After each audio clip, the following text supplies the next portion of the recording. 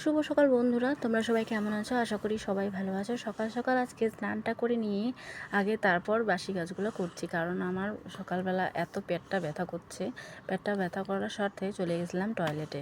তারপর টয়লেট থেকে এসে তো স্নান করতে হয়, একেবারে আমি স্নান টান করে এখন ঘরটা ঝাড় দিচ্ছি। ঘরটা ঝাড় দেওয়া দুই করছি। তারপরে ভাড়া মাজার সময়, থাল মাজার সময় আমি ভিডিও করে রেখেছিলাম, জানি না ভিডিওটা কেন জানি হয়নি, তার জন্য ভিডিওটা আর দেই নেই। তার মধ্যে আবার থালগুলো মেজে নিয়ে আসলাম, মেজে নিয়ে এসে টেবিলটায়, কালকে বিড়াল এরকম করছে টেবিলটা, ভাতগুলো ছিটা ছিটা ফোটা করে রেখেছে, এখানে ভাত ওখানে ভাত এরকম করে রাখছে কালকে বিড়ালটা। কালকে আমি ভাতও খাইনি, তার মধ্যে আবার ভাতগুলো রেখে দিয়েছিলাম টেবিলে। দুধ খাইলে, দুধ আর মুড়ি যদি খায় প্রতিদিনে, তো ওই খাই। আর পুরো জামাগুলোতে লাগিয়ে রাখে। আবার একটা জামা তো আমি ধুয়ে দিইনি, তারপরের দিন 2 দিন পরে ধুয়ে দিয়েছি। আবার ওই জামাটাতে ধরেছে শ্যাওলা।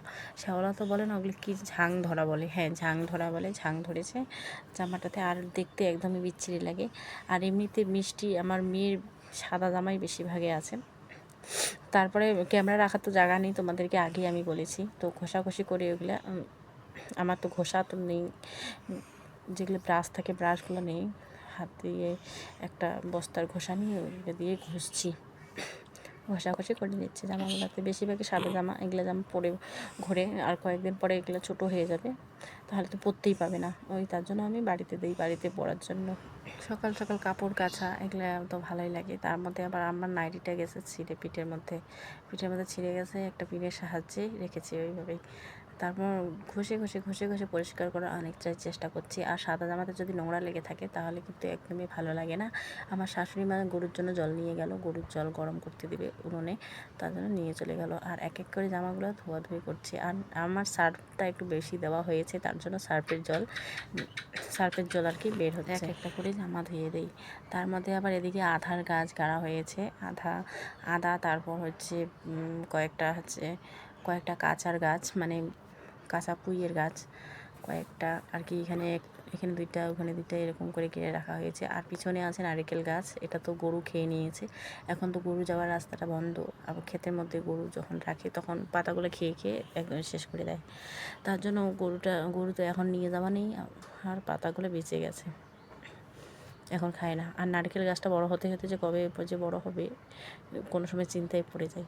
তারপরে আমার ধোয়াধুয়ি তো কমপ্লিট হয়ে গেল, চলে গেলাম বাইরে দেখছি একটা মেসো শ্বশুর বসে আছে, আর আমার শ্বশুরমশাই বসে আছে। আবার এই পাশে একটা মামা শ্বশুর ছিল, লজ্জা লাগছিল ক্যামেরা রাখতে, তার মধ্যে আবার লুকিয়ে রেখে দিয়েছি, তার জন্য ভালো করে দেখা যায়নি, আবছা আবছা হয়েছে। আর ছাগলের যে রোগ ধরেছে ওটা নিয়ে আলাপ আলোচনা করছে। আমারও ছাগল ছিল, ওটা ছাগলেরও রোগ ছিল, জ্বর হয়েছিল। আর তারপর ঘরে চলে আসলাম। ঘরে এসে দেখি মেয়ের আওয়াজ শুনছি, মনে করেছি মেয়ে উঠছে ঘুম থেকে, কিন্তু ওঠে নেই। আয়সা ভালো করে দেখলাম যে মেয়ে এখনও ঘুম থেকে ওঠে নেই। আবার ঠাকুরকে দেওয়া শুরু করলাম।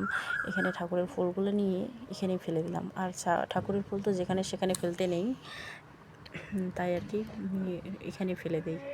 তারপর জল নিয়ে এসে ঠাকুরগুলোকে ধোয়াধুয়ি করছি। আবার শ্যাওলা ধরেছে না, আমার শাশুড়ি মা আবার পরিষ্কারও করেছে।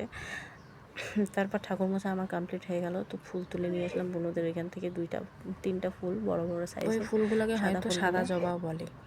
তো একদিন আমি অবশ্যই শেয়ার করব জবা ফুলগুলা।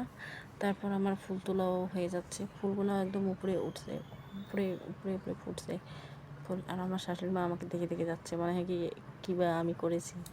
তারপর আমার মেয়ে কান্নাকাটি করছে, তো দোকানে নিয়ে গেল।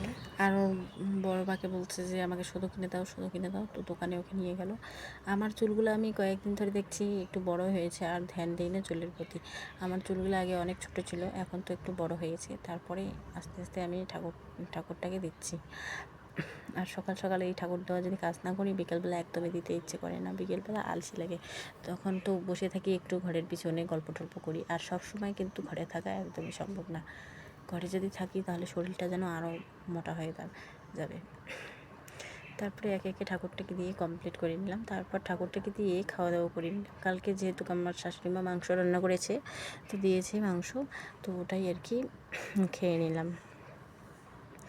মেয়ে আর আমি খাওয়া দাওয়া করে নিলাম। শরীমেলা ফুল, আমাদের শরীমেলা ফুলের গাছ আছে।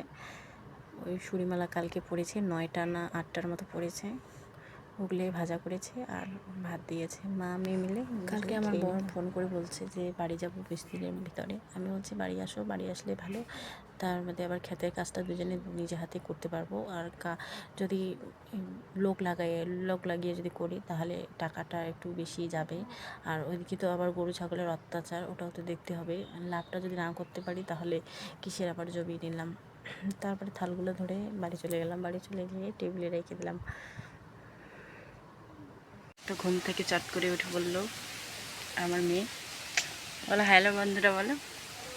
তো তখন থেকে আমরা ঘুমিয়েছিলাম দুই মা মেয়ে মিলে।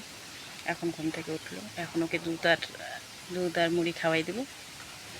পরে পরে ভাত খেয়েছিল দুপুরবেলা, তখন একটা নাগাদ ভাত খেয়ে ঘুমিয়ে পড়েছে। তারপরে আবার উঠেছিলাম মাঝখানে, আমি দুধ খাইয়ে ঘুমিয়ে দিয়েছি।